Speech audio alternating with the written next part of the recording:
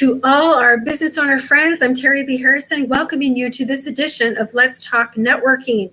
With me is all my guests are special, another special guest. Woohoo! Matthew Hissong's with us. Matthew, welcome. Hey, thank you, Terilee. Thanks for having me. Oh, it's just a delight to have you here. And especially, I said in our description of the live that we're going to celebrate the launch of your new book. So, woo-hoo-hoo, we have a new book to celebrate, and we're gonna hear some about some of the key things that you can learn from this book. So, super excited. We know you and I know so many business owners who are doing such great things in the world. You are one of them that I am blessed to know. I'm grateful to have in my network and as my friend. And just not everyone is finishing up a book all the time these days. So just kudos to you. So let's just stop in the moment and celebrate that. Sound good? Yeah, that sounds excellent. And yeah, just enjoy the moment. You should enjoy it. Alec, great to see you. Great to see you. So we're across a bunch of platforms and a bunch of groups and on a bunch of profiles, Matthew. So I would love to introduce you all to Matthew. Now, in networking these days, he's known as Matthew Webslinger Hissong. He is the author of Implement, which we're going to talk about. He's a public speaker, a motivator. Oh, there we go. He's holding Implement. He's a tech coach, and he is coming to us from Palmdale, California. That's I happen to know that's about an hour north of Los Angeles. And so let's chat about Implement. Okay. So if your subtitle is Key Habits to Building a Healthy Mind, Body, and Life. Tell me what it is about your background, my friend, that, because you might be the motivator and the tech coach and those things, but this is something you're very passionate about. Tell us a little bit more about your background and why this all is so key. Yeah, thank you, Terilee. That was a great launch off point. So it's actually kind of funny. I'm a very big experimenter in a lot of different ways, not only just with the fitness, the health side that I've run for many different industries, or as far as continuing to improve myself in different categories and run businesses. And that's kind of where the Webslinger comes from, is the actual Spider-Man. I used to do kids' birthday parties and actually dress as Spider-Man and do flips and everything like that. So that was like one aspect of the Webslinger. And then the new aspect, or the later aspect of it, is improving on the tech space and just using different experiments as marketing structures. And that's exactly what the book is itself. It's actually called #Implement. And I do believe that implement is still one of the larger keywords that I'm trying to push for as well. But the entire aspect of this book is, one, it's an experiment for myself to see how I could use a book as a marketing structure for the rest of my business, but then also how a hashtag works in a title, how QR codes work for throwing them into a book, just to see exactly how the landing pages convert people from the book. Terilee, you and I have talked a long bit about, once you publish a book, you can get 1,000 readers through the book, but that doesn't necessarily mean that they're going to know where to follow you, or even follow you onto the interweb of social media platforms and different things like that. Sometimes you have people who read your book and you've never even known them. You have no way of following up with them or anything. So I'm trying to integrate a lot of things into the book itself as far as that is concerned. And that plays into with what the book is actually about. It's about setting a plan, implementing the plan, and then evaluating the plan. It ties into the power of habits from Charles Duhigg. And Charles Duhigg talks about not just the psychology behind habits, but the physiology behind habits, and how our brain actually works to chunk things into different habit loops. And that's in a physical environment, more like muscle memory, or in a mental environment, such as how we think about ourselves, how we talk to ourselves, our self-talk. And those are the biggest elements of that you can get out of the book, is looking at every single piece of you, yourself, your personality, and the interplay you have with your physical health, your mental health, and how to identify, create a plan, and then actually implement that plan to improve your habits. This is all so good. And by the way, we have folks coming in. We have Alec coming in. Hey. Opinder is here from India. Nikhil is here. And so we're just delighted to have you all here. Alex says health is extremely important for everybody. We all need to work not just on our mindsets, but our strengths too. Oh, I'm sure you agree, Matthew. Oh, exactly. And one of the aspects about working on your body is, for lack of extreme argument, it's the only thing that stays with you from cradle to grave. Is your body. So if you can take care of it as in a tool that's going to help you get to the end of your life, rather than just this vessel that you're going to beat into the ground until it no longer serves you.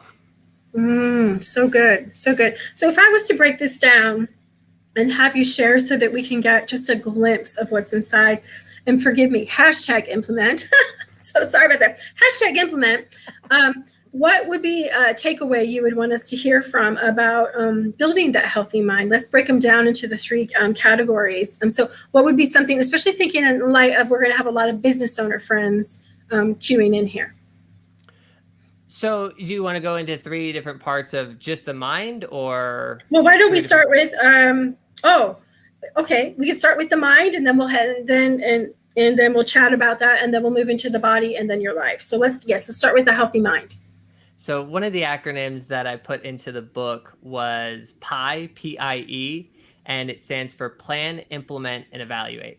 And when you have anything that's going on in your mind as far as poor mental health, lack of self-confidence, low self-esteem, you can actually start working on that by identifying where you're putting your sense of self-worth, and then internalizing it a little bit more in a way that your self-worth isn't dependent on other people's perspective of you, rather on what you yourself value you as. So your unique characteristics, your unique qualities, your personality, your quirks make you who you are, and that should be rewarded, not punished. So that's kind of one of the biggest elements from the mental side. So let me repeat that. Your quirks make you who you are, and it's actually like a positive. Exactly. So one of the biggest target markets for my book is between 18 and 26. So just kind of getting into, from the high school realm into the real world.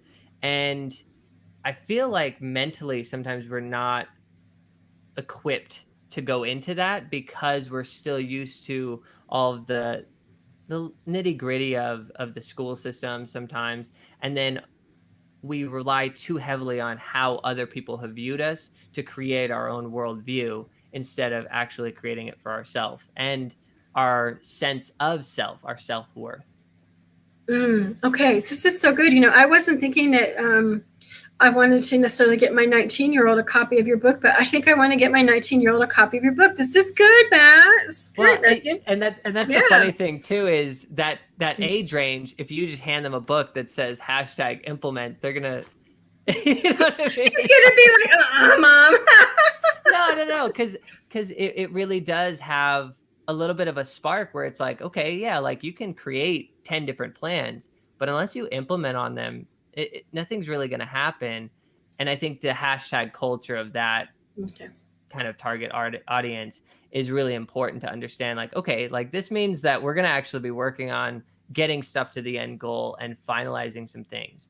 And it's about setting the foundation of how you think about and how you process your habits, and how to use them to your advantage, not just be taken advantage of. Yeah, so excellent. So excellent. Okay, so let's move into if you had a takeaway to share when it comes to building that healthy body, some key habits. When I first met you, all of your tech and your speaking and things, they were more of the side thing for you. And when I first met you, you were full on owning and running this incredible gym, and your training that you did, and even just your own personal athleticism was always so impressive to me. Like we've held networking events inside of that gym. So now when I see you, and you're one of the most creative, talented people I've ever met. Your ability to show talent across numerous areas. Not everybody has that, Matthew, right? Not everyone does. So let's talk about, so when you say you share key habits for a healthy body, like he's not making this up, guys. This is like the real life stuff. So what would it be? What would be one of your top takeaways?